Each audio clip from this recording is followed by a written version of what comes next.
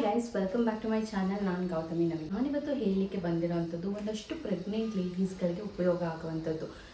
Because ನಾನು ನನ್ನ pregnancy ಜರ್ನಿಯಲ್ಲಿ first 3 months ಬಂದುಬಿಟ್ಟು ಈ ತಾಯಿ ಕಾರ್ಡ್ ಬಗ್ಗೆ ನನಗೆ ಏನೂ ಗೊತ್ತಿರಲಿಲ್ಲ, ಝೀರೋ ನಾಲೆಡ್ಜ್ ಇತ್ತು. ಈವಂದು ನನ್ನದು ಇದು ಸೆಕೆಂಡ್ ಪ್ರೆಗ್ನೆನ್ಸಿ ಆದರೂ ಫಸ್ಟ್ ಪ್ರೆಗ್ನೆನ್ಸಿಯಲ್ಲಿ ನಾನು ಲಾಸ್ಟ್ ಮೂಮೆಂಟಲ್ಲಿ ನಾನು ಈ ತಾಯಿ ಕಾರ್ಡನ್ನ ಮಾಡಿಸಿದೆ. ಬಟ್ ಇವಾಗ ರೂಲ್ಸ್ ಎಲ್ಲ ಚೇಂಜ್ ಆಗಿದೆ ಲಾಸ್ಟ್ 5 ಇಯರ್ಸಿಂದ ಇವಾಗ ತನಕ. ಸೊ ಇವಾಗ ಈ ತಾಯಿ ಕಾರ್ಡ್ ನೀವೇನಾದರೂ ಮಾಡಿಸ್ಬೇಕು ಅಂತ ಇದ್ದರೆ ನೀವು ಪ್ರೆಗ್ನೆನ್ಸಿ ವಿತಿನ್ 3 ಮಂತ್ಸಲ್ಲಿ ಮಾಡಿಸ್ಬೇಕಾಗುತ್ತೆ. ಸೊ 5 ಮಂತ್ಸ್ ಎಲ್ಲ ಆದರೆ ಸುಮ್ಮನೆ ಹಾಸ್ಪಿಟಲಲ್ಲಿ ಕೂಡ ಕಿರಿಕಿರಿ ಮಾಡ್ತಾರೆ ಮಾಡಿಕೊಡೋದಕ್ಕೆ. ಸೊ ಈ ತಾಯಿ ಕಾರ್ಡ್ಗೆ ಏನಕ್ಕೆ ಬೇಕು, ಇದ್ರದ್ದು ಬೆನಿಫಿಟ್ಸ್ ಏನು ಗೌರ್ಮೆಂಟ್ ಹಾಸ್ಪಿಟಲಲ್ಲಿ ಡೆಲಿವರಿ ಆದರೆ ಈ ತಾಯಿ ಕಾರ್ಡ್ ಮಾಡಿಸ್ಬೇಕು ಅಥವಾ ಪ್ರೈವೇಟ್ ಹಾಸ್ಪಿಟಲ್ಗೂ ನೆಸೆಸಿಟಿ ಇದೆಯಾ? ಸೊ ಇದಿಷ್ಟು ವಿಷಯಗಳ ಬಗ್ಗೆ ಮಾತಾಡೋಣ ಬನ್ನಿ. So once again welcome back to my channel. ನಾನು ನಿಮ್ಮ ಗೌತಮಿ ನವೀನ್. ಸೊ ಈ ತಾಯಿ ಕಾರ್ಡ್ ನಾನು ಮಾಡಿಸಿದ್ದು 5 ಮಂತ್ಸಲ್ಲಿ.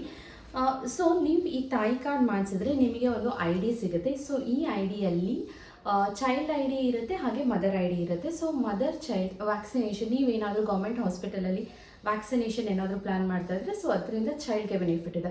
ಸೊ ಮದರ್ಗೆ ಏನಂದರೆ ಕೆಲವೊಂದು ಟೆಸ್ಟ್ಗಳೇನಿರುತ್ತೆ ಅದನ್ನು ಗೌರ್ಮೆಂಟಲ್ಲಿ ಕೂಡ ಮಾಡಿಸ್ಬೇಕಾಗುತ್ತೆ.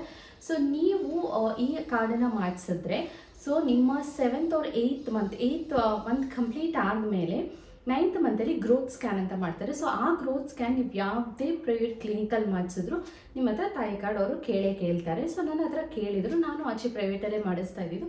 ಸೊ ಆ ಟೈಮಲ್ಲಿ ತಾಯಿ ಕಾರ್ಡ್ ಕೇಳಿದ್ರು. ಬಟ್ ನಾನು ನಿಮಗೆ ಸಜೆಸ್ಟ್ ಮಾಡೋದು ಏನು ಅಂತ ಹೇಳಿದರೆ, ನೀವು ಈ ತಾಯಿ ಕಾರ್ಡನ್ನ ಒನ್ಸ್ ನೀವು ಕನ್ಸೀವ್ ಆಗಿದ್ದೀರಾ, ನೀವು ಪ್ರೆಗ್ನೆನ್ಸಿ ಜರ್ನಿಯಲ್ಲಿದ್ದೀರಾ, 3 ಮಂತ್ಸ್ ಕನ್ಫರ್ಮ್ ಆಗಿದೆ ಅಂತ ಹೇಳಿದ ತಕ್ಷಣ ಹೋಗ್ಬಿಟ್ಟು ತಾಯಿ ಕಾರ್ಡ್ ಮಾಡಿಸ್ಕೊಬಿಡಿ. ಬಿಕಾಸ್ ನಾನಂತೂ ತುಂಬಾ ಕಷ್ಟಪಟ್ಟಿದ್ದೀನಿ.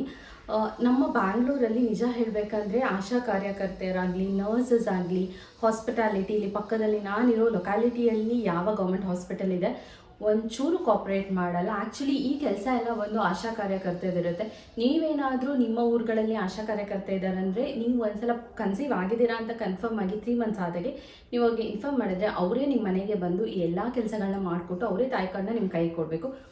ಬಟ್ ಸಿಚುವೇಶನ್ ಬ್ಯಾಂಗ್ಳೂರಲ್ಲಿ ಆ ಥರ ಎಲ್ಲ ತುಂಬ ವರ್ಸ್ಟ್ ಆಗಿದೆ. ಸೊ ಅದಕ್ಕೋಸ್ಕರ ನಾನು ಹೇಳ್ತಾ ಇದ್ದೀನಿ, ಲಾಸ್ಟ್ ಮೂಮೆಂಟಲ್ಲಿ ಪ್ಲ್ಯಾನ್ ಮಾಡ್ಕೋಬೇಡಿ. ಇದಕ್ಕೆ ಏನೂ ಬೇಕಾಗಲ್ಲ. ನೀವು ಫಸ್ಟ್ 3 ಮಂತ್ಸ್ ಎಲ್ಲಿ ನೀವು ಹಾಸ್ಪಿಟಲಲ್ಲಿ ತೋರಿಸಿರ್ತೀರ ಅದ್ರದ್ದು ಒಂದಷ್ಟು ಪ್ರಿಸ್ಕ್ರಿಪ್ಷನ್ನ ನೋಡ್ತಾರೆ. ಅದು ಬಿಟ್ಟರೆ ಅವರು ಒಂದು ಸ್ವಲ್ಪ ಬ್ಲಡ್ ಟೆಸ್ಟ್, HIV ಟೆಸ್ಟ್, ಇನ್ನೇನು ಹೀಗೆ ಒಂದಷ್ಟು ಟೆಸ್ಟ್ಗಳನ್ನ ಅವರು ಕೂಡ ಅಲ್ಲಿ ಮಾಡ್ತಾರೆ. ಮತ್ತು ನಾರ್ಮಲ್ ನಾವು 2 TT ಇಂಜೆಕ್ಷನ್ಸ್ ತೊಗೊತೀವಿ. ಸೊ ಅದಾಗಿದೆಯಾ ಅಂತ ಕೇಳ್ತಾರೆ, ಆಗಿಲ್ಲ ಅಂದರೆ ಅವರೇ ಪ್ರೊವೈಡ್ ಮಾಡ್ತಾರೆ. ನಿಮ್ಗೆ ಇಷ್ಟ ಇಲ್ಲ ಅಂದರೆ ಜಸ್ಟ್ ಇಗ್ನೋರ್, ನೀವು ಹೊರಗಡೆನೇ ತೊಗೊಳ್ಳಿ. ನಾನು ಆಚೆನೇ ತೊಗೊಂಡಿದ್ದು ಓವರ್ ಮೇಲೆ. ಬಟ್ ಕಾರ್ಡ್ ಮಾಡಿಸೋವಾಗ ಇದೆಲ್ಲನೂ ಕೇಳಿದ್ರು. ಅದಾದಮೇಲೆ ನಿಮ್ಮ ಅಡ್ರೆಸ್, ಫೋನ್ ನಂಬರ್ ಎಲ್ಲನೂ ತೊಗೊತಾರೆ. ಇದರಿಂದ ಒಂದೇನಂತ ಹೇಳಿದರೆ ಆಶಾ ಕಾರ್ಯಕರ್ತರ ಕೆಲಸನೇ ಇದು. ಅವರು ಒಂದ್ಸಲ ನೀವು ಕನ್ಸೀವ್ ಅಂತ ಗೊತ್ತಾದರೆ ನಿಮ್ಮ ಡೆಲಿವರಿ ತನಕನೂ ಅವ್ರು ನಿಮ್ಮನ್ನ ಫಾಲೋ ಅಪ್ ಮಾಡಬೇಕು. ಹಾಗೆ ಅವರು ಒಂದಷ್ಟು ಗೈಡ್ಲೈನ್ಸ್ ಏನೇನು ಹೇಗೆ ಹೆಲ್ತ್ ಟಿಪ್ಸ್ ಏನಿರುತ್ತೆ ಇದನ್ನೆಲ್ಲ ಕೊಡಬೇಕಾಗುತ್ತೆ. ಬಟ್ ನನಗೆ ಗೊತ್ತಿಲ್ಲ ಎಷ್ಟು ಜನ ಕೊಡ್ತಾರೆ ಅಂತ. ಬಟ್ ನಾನಿರೋ ಕಡೆಯಲ್ಲಿ ಅವ್ರು ಏನೂ ಮಾಡಲಿಲ್ಲ, ಏನೂ ಹೆಲ್ಪ್ ಮಾಡಲಿಲ್ಲ. ಈವನ್ ನೀವು ನೋಡ್ಬೋದು, ತುಂಬ ಝೂಮಲ್ಲಿ ತೋರಿಸಿದ್ರೆ ನನ್ನ ಐ ಡಿ ಕೂಡ ಅವ್ರು ಯಾವುದೋ ರಾಂಗ್ ಕೊಟ್ಟಿದ್ರು. ಆ ಐ ಡಿಯಲ್ಲಿ ನನ್ನ ಹೆಸರೇ ಬರ್ತಾ ಇರಲಿಲ್ಲ. ದೆನ್ ಡೆಲಿವರಿ ಟೈಮಲ್ಲಿ ಮತ್ತೆ ಅವ್ರಿಗೆ ಕಾಲ್ ಮಾಡಿ ಫಾಲೋ ಅಪ್ ಮಾಡಿ ತುಂಬ ಇದು ಮಾಡಿಕೊಂಡು ನಾನು ಚೇಂಜ್ ಮಾಡಿಸಿದ್ದು. ಸೊ ಈ ಥರ ಎಲ್ಲ ಕಾಂಪ್ಲಿಕೇಶನ್ಸ್ ಬರಬಾರ್ದು ಅಂತ ಇದ್ದರೆ ನೀವು ಇದನ್ನು ಬೇಗ ಮಾಡಿಸ್ಕೊಳ್ಳಿ.